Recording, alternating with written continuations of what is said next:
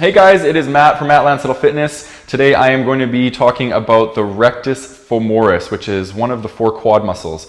So rectus femoris is a muscle that runs down the front and literally down here and inserts straight in behind the patella, okay, which is the kneecap.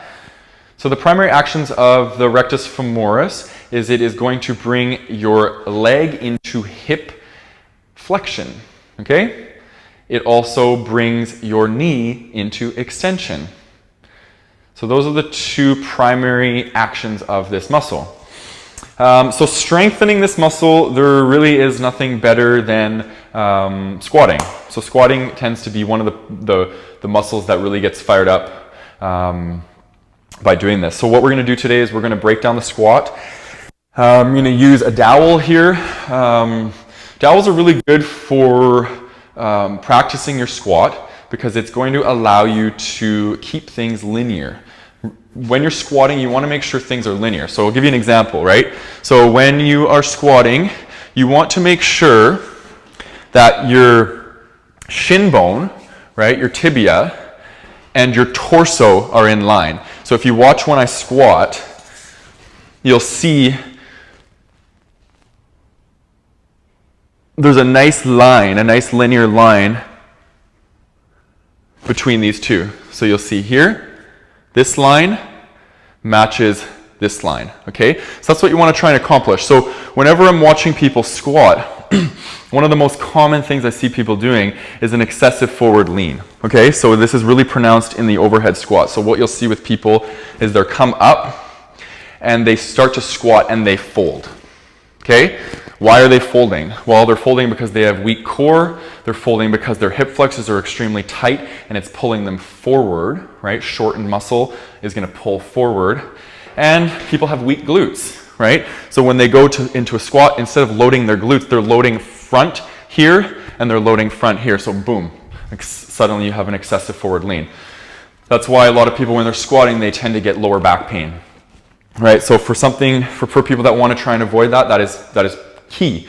You want to sit back into the squat, okay? So let's practice the overhead squat. You want to come down and you want to sit back into it as opposed to folding into it, okay? That's the difference. So folding and sitting, right? Sitting into it. So another really important thing when it comes to squatting is the placement of the foot, okay? So we want to make sure that we have the tripod of the foot active. You know, I keep saying this in all my videos, but the tripod of the foot is a very, very crucial part to most movements, whether it be the push-up, right? The tripod of the hand, even distribution on the hand, or when it comes to squatting, lunging, anything where you have contact with the ground. Since the ground is the first contact to this whole kinetic chain, the foot requires even distribution to get even distribution in the rest of your muscles in your body, okay? So big toe down, little toe down, heel down. This is very, very important for people. I oftentimes are coaching people out of these habits of going on the outside of your foot or going on the inside of your foot. Okay, so we want to make sure that we're sharing that weight with the whole foot. So another important part of the squat is when you're coming down in this motion, okay, a lot of times people have more development and more strength on the lateral part of their quad and less on the medial part of their quad, their inner quad, okay? So what really shows this is people squatting and their knees falling in, okay? So what we want to try and do is we want to try and have nice wide knees, allowing everything to open and allowing us to get deeper into the squat, okay? So if this is you, this is your new best friend. Okay, so when we're training an a compensation, which for this one it's going to be coming in because we have too much strength out here and not enough in here, we want to overcompensate that. Okay, so we're going to use a band. So placing the band,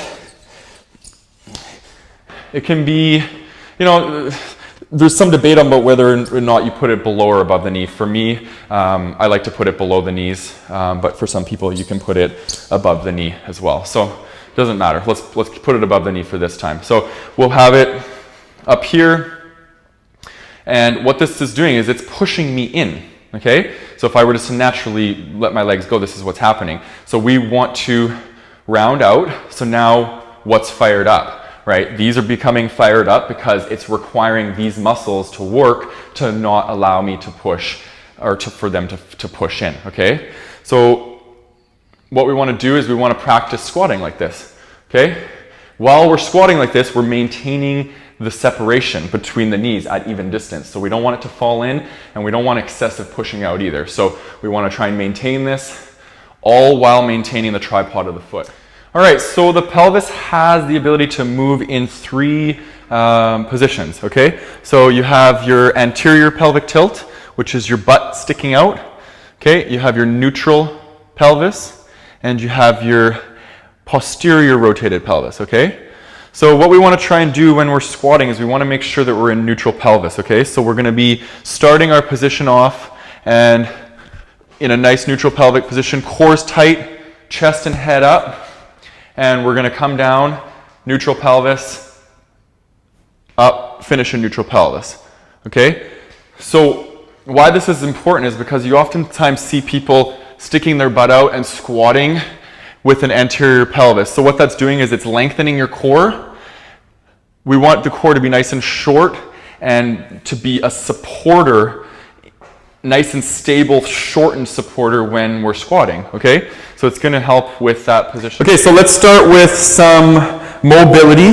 So foam roller, okay? Foam roller, you're gonna wanna place the foam roller right across up here.